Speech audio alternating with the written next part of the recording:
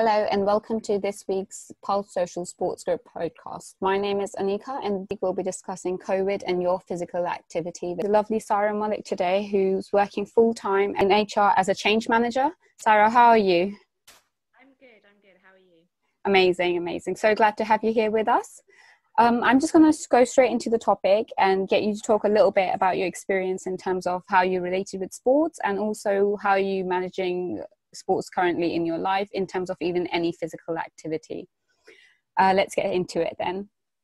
Did you have a lot of opportunities growing up to participate in sports?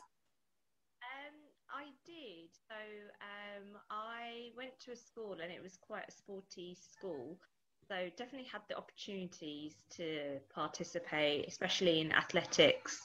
If you were good, you were encouraged to take it up extracurricular. But I was no good at sports. I was not a sporty person. But we were lucky enough to have a pool in our school. So I was able to develop my swimming skills as well. So opportunities were there, but I don't think I'm inherently very sporty. No, but I mean, it's good to hear that you had the chance, because I was actually going to lead that into my next question, because being from a BAME background, our communities don't always have all the facilities available, at a distance that's convenient for us to participate, that encourages you to even think about these options. So knowing that your school had a swimming pool was like almost a bonus for you and you had that chance. Did you have any female athletes role models growing up?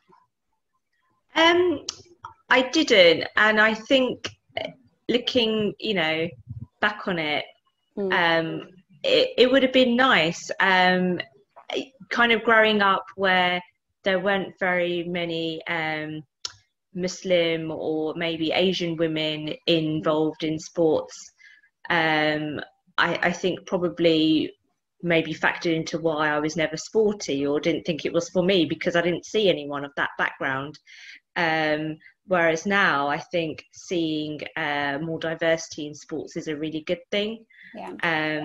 And definitely, especially being, if you're a young Muslim girl, seeing someone who wears a headscarf participating in sports, I think is really encouraging, because I didn't see that growing up. Moss, I don't wear a headscarf. I think the whole aspect, especially being Muslim, of covering up when you're playing sports, when you're swimming, that was always a conflict for me. So now, like, big brands are cognizant of that, and they're they're creating sportswear that's modest as well. I think that really will help enable young women to maintain their modesty and participate in sports and being healthy. I think what you're saying with young women, it definitely makes a difference and comfortable in the swimsuits that they're wearing, and you feel like this is like a homemade version almost, or not what they're wearing or not what everybody else wearing. But if Nike and Adidas are making costumes, then that almost validates it, and it's like, no, this is a proper costume as well. Whereas before you felt like you're not wearing a proper costume; those are the proper costumes. Exactly, yeah, and seeing a wide range of people wearing those sorts of things as well. I think social media definitely helps, and the fact there's a lot of innovation around it. So the big brands also doing it, but smaller companies as well. So I think there's definitely a lot more options out there for young people in terms of what they want to wear during sports, which I think is great. Yeah, no, definitely agree with you there. There are some improvements. And hopefully more to come on the way. Do you socialize and make new friends through sports, whether that's at the gym or any classes that you've joined? Have you done that in the past, or is that a way for you to, make friends?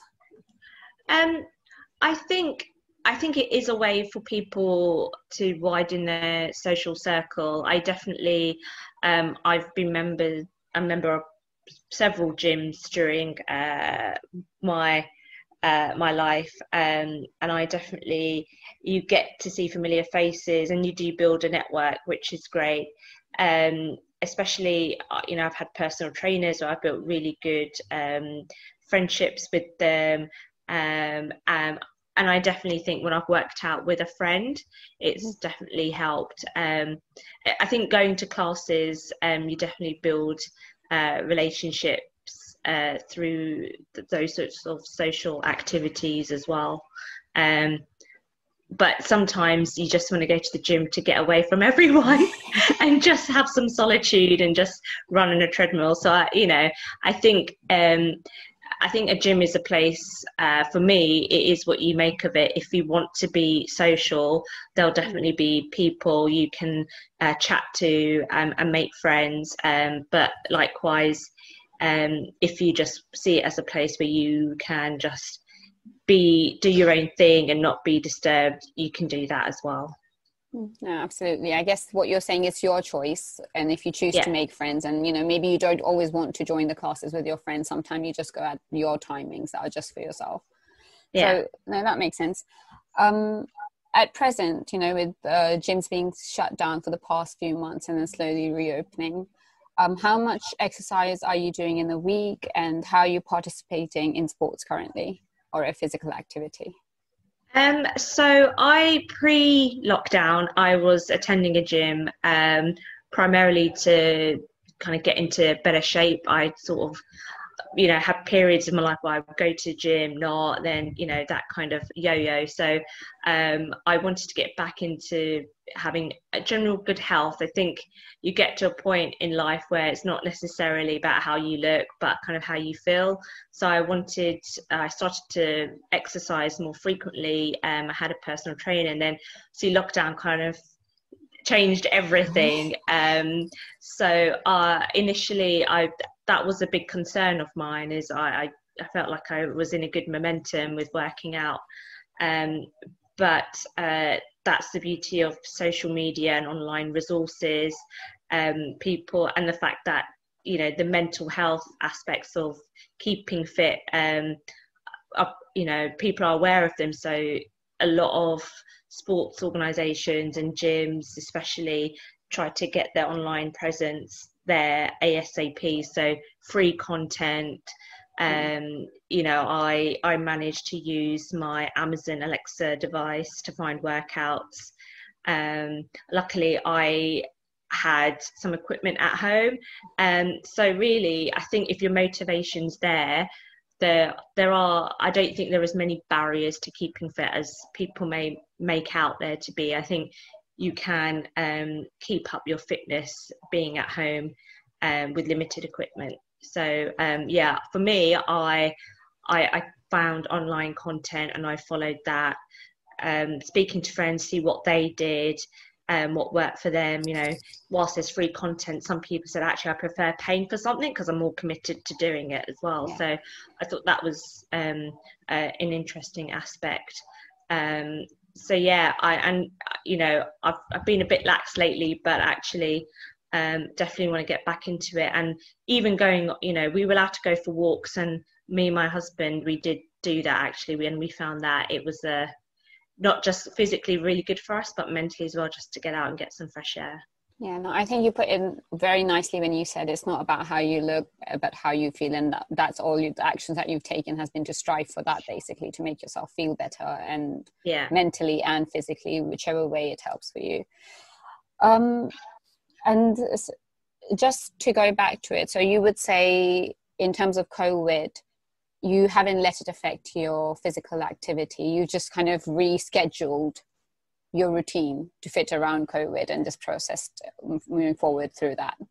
Yeah, I definitely, with the gym, I had a trainer, so you made that commitment. So you had it in the calendar that you're going to the gym, you're going to train at this time, whereas with COVID, your routine was just thrown up in the air. So that's been a challenge of kind of making it a priority still to get some exercise or some sort of physical activity in and incorporate it into your sort of new daily routine. So going out for walks at lunchtime, which is, I never did that when I was working in an office. You just had lunch in the building, or you popped out, ran an errand.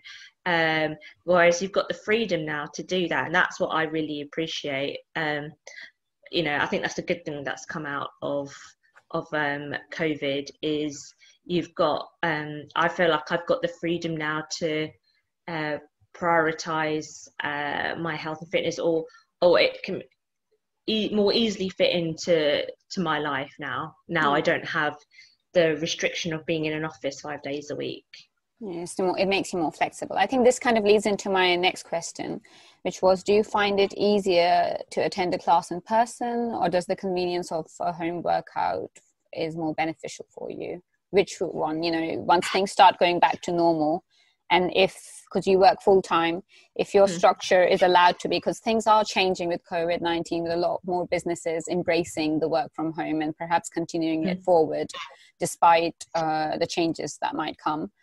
Would you find that you'll stick to working out from home despite COVID's disappearance or low rate or anything like that? Yeah, that's a really good question, because that's something my gym's opened up now.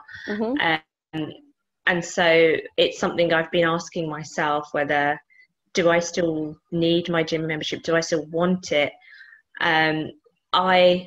I think I will still keep it, and I think I will attend. I will still attend a gym. I think, for me, everyone's different, but some people, I think I like having that separation, or I have to travel somewhere, do my workout and leave. Like, once I'm there, I've made that commitment to exercise. I think that's what works for me. Whereas I know with other people, they'll be able to kind of like, I'm just going to go out for a run right now. Whereas, no, I've made the effort to get change, travel to a gym. I will use the equipment there. I will, my sole purpose for being in the gym is to do something physical. So I think I will return to the gym. But I think I will try and mix it up a bit more with home workouts as well. I see your point, because it's like if you're going to the library, you're going there to study, and you have to do it because you come to the library. Whereas if you're at home, you've got distractions, same as what you're saying. You can get sidetracked with other things going on. Sports are proven to be beneficial for a lot of health issues for women.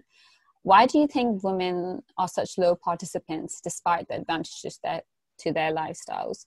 And this is in comparison with men, but also with, Black, Asian minority groups specifically are the lowest in terms of their participation. Why do you think that is?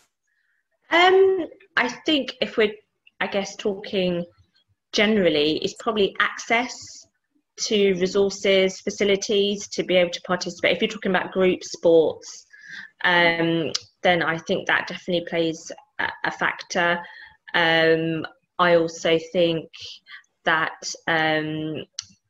lack of role models, whilst we have, if I think about athletics in particular and football, whilst we have, we're getting more diversity in those areas, I still think being from a South Asian background, that representation isn't there. So I think maybe in generations to come we'll see athletes from those backgrounds come to the fore, but I think for women as well,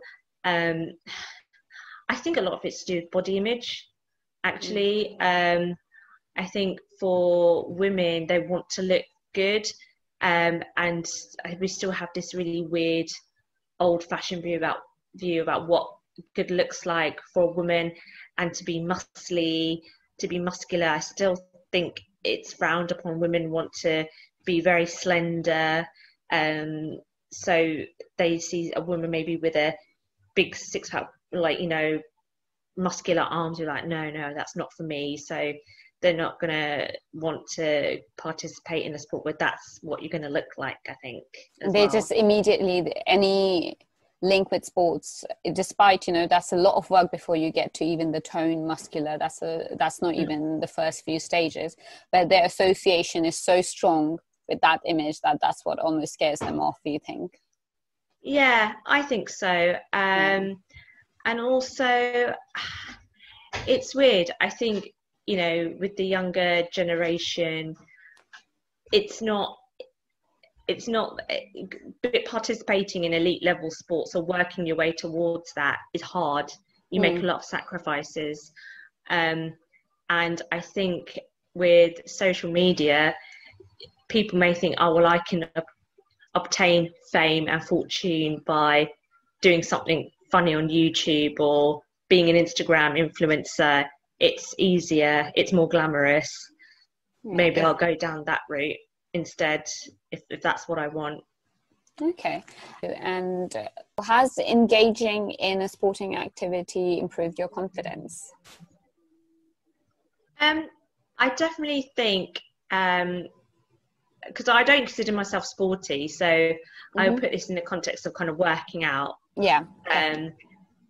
I definitely, it does improve your confidence because you feel good. And if you feel good, you tend to radiate that, and people, you know, comment on it. And you tend to, I feel like other aspects of your life, you're able to deal with a lot better. So, you know, if I'm working out, I'm more mindful about what I eat.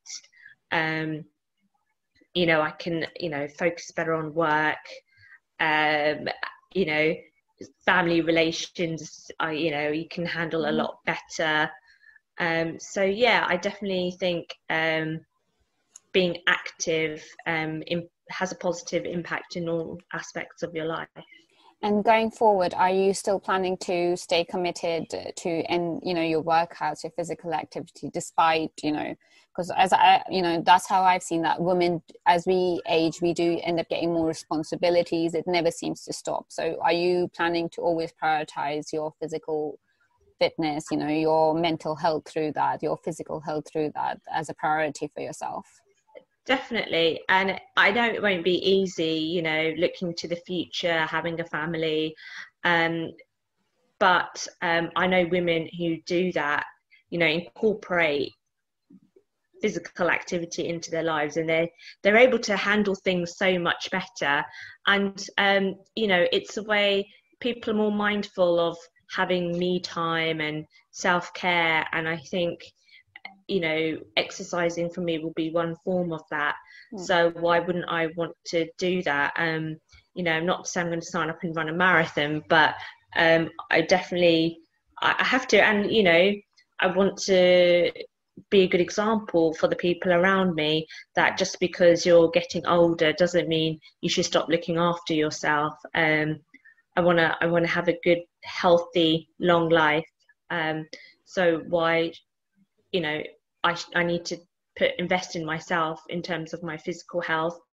Being of an Asian background, fortunately, we have higher risk factors, heart disease, diabetes, you know, especially my own personal family history, more prone to those sorts of things. So, you know, with education comes this sort of awareness that actually looking after yourself is really important. It's not just a vanity thing.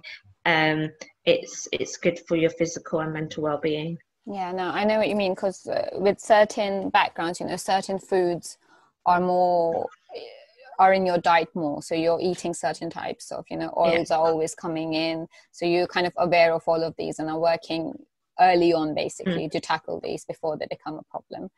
Saira, thank you so much for your time. It was amazing to chat with you today and just to understand a little bit about what you've gone through in the past and how you're facing things currently. No, thank you for having me. I've really enjoyed myself. Amazing. Thank you. Thanks.